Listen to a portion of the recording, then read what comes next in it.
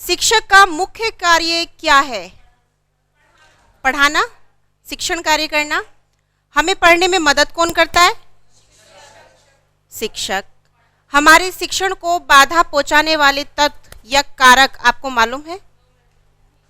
नहीं? तो चलो आज इन्हीं के बारे में अध्ययन करते हैं। ठीक है, अधिगम क्या है? सबसे पहले हम थोड़ा सा चर्चा करेंगे कि अधिगम होता क्या है, किसे कहते हैं अधिगम। अधिगम को इंग्लिश में बोलते हैं लर्निंग, और कॉमन भाषा में बोलें तो सीखना। ठीक है, इस वक्त आप क्लास में बैठे हो, मैं यहाँ पर पढ़ा रही हूँ, क्या चल रहा है यहाँ पर? अधिगम। ठीक है, सीखने की एक प्रक्रिया चल रही है। कौन सीख रहा है? आप लोग सीख रहे हैं। ठीक है, जैसे यहाँ एक डेफिनेशन दी है वुडवर्थ ने कि सीखना विकास की प्रक्रिया है। हम लोगों का विकास कैसे होता है, डेवलपमेंट कैसे होता है? कि जब हम लाइफ में कहीं ना कहीं हर क्षेत्र में कुछ ना कुछ सीखते रहते हैं।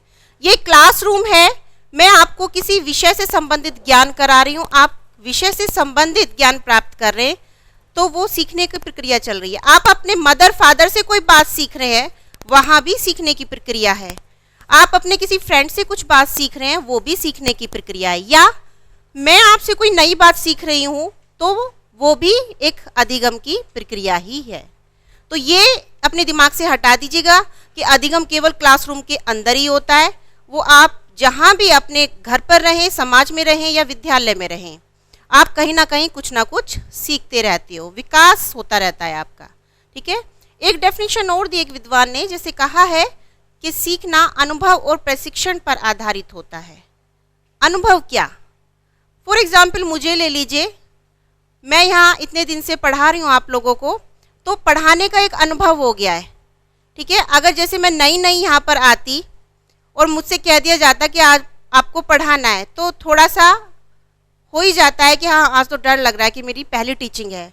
आप लोगों को जब टीचिंग प्रैक्टिस पे भेजा गया था, छोटे छोटे बच्चों को पढ़ाना था, आप लोग भी थोड़े से डिस्टर्ब हुए होंगे। अरे क्या पढ़ाना है, कैसे पढ़ाऊंगी, कैसे कैसे होगा, बच्चे मजाक तो नहीं बना लेंगे, मैं बता पाऊंगी नहीं बता पाऊंगी उनके क्वेश्चन का आंसर, कई तरह के आपके सवाल आए होंगे। लेकिन वो आता किससे है? अनुभव से। ये सबके साथ होता है, केवल आपके साथ नहीं हुआ, केवल मेरे साथ नहीं हुआ, अधिकतर लोगों के साथ होता है। तो लेकिन अनुभव के द्वारा धीरे धीरे धीरे धीरे हम सीख जाते हैं उसे, और उसमें परफेक्ट हो जाते हैं। अब कोई मुझे कहे कि तुम्हें कहीं पढ़ाना है तो कहीं भी खड़ा कर दो, मैं पढ़ा दूंगी आराम से।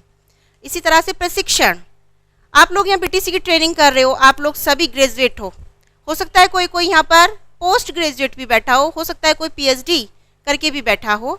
तो क्वेश्चन ये आता है कि फिर ये ट्रेनिंग की आवश्यकता क्यों पड़ गई? ये बीटीसी की ट्रेनिंग करने की क्या आवश्यकता है? हम तो टीचर बनने लायक हैं, मैं तो पोस्ट ग्रेजुएट हूँ या ग्रेजुएट हूँ, तो मैं टीचर क्यों नहीं बन सकती हूँ या बन सकता हूँ? लेकिन हर कार्य को करने का एक तरीका होता है। आप लोगों को बीटीसी की ट्रेनिंग कराई जा रही है, उसमें बताया जाता है कि हाँ ठीक है आपके पास डिग्री तो है, लेकिन उन छोटे बच्चों की मानसिक दशाओं को आप कैसे समझेंगे, कौन कौन सी गतिविधियों का प्रयोग करेंगे, अपनी बात को उन तक कैसे पहुंचाएंगे, ये सब तरीके आपको सिखाए जाते हैं प्रशिक्षण में, ट्रेनिंग में। तो ट्रेनिंग के द्वारा भी इंसान सीखता है। तो अनुभव और प्रशिक्षण के द्वारा जो प्रक्रिया चलती है सीखने की, उसे हम कहते हैं अधिगम।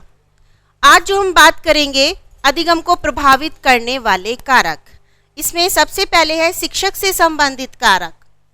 ठीक है, शिक्षक से संबंधित कारक लेते हैं। शिक्षक का व्यक्तित्व, पर्सनालिटी।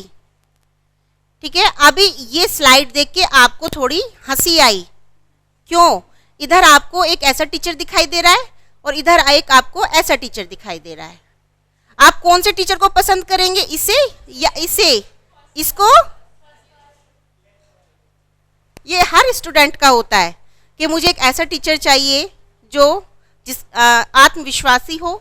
देखिए होता क्या है, कभी कभी हमारी लाइफ में ऐसा होता है कि हम ये चाहते हैं। जब मैं मेरी खुद एक फेवरेट मैम रही हैं, जब मैं एमए में थी ज्योग्राफी में, तो वहाँ मेरी एक फेवरेट मैम थी और मुझे उनकी कॉपी करना अच्छा लगता था कि मैं बस इनके जैसी बनूं। तो आपकी लाइफ में भी कहीं ना कहीं ऐसा कोई इंसान रहा होगा, टीचर रहा होगा, आपको लगता है वाह ये टीचर है और मैं इनके जैसी बनना चाहती हूँ या इनके जैसा बनना चाहता हूँ। ठीक है, एक पर्सनालिटी, क्यों? पर्सनालिटी ने प्रभावित किया, उनके अंदर कोई बात थी। ठीक है, जैसे यहाँ कुछ पॉइंट्स लिखे हैं, आत्मविश्वासी, दृढ़ इच्छा शक्ति वाला। कई बार होता है ना कि टीचर कहते कि हाँ मैं ये करके दिखाऊंगा आपको और मैं ऐसे करता हूँ और तुम भी करो, और जब बच्चे ने देखा अरे ये तो ऐसे करते ही नहीं है, ठीक है।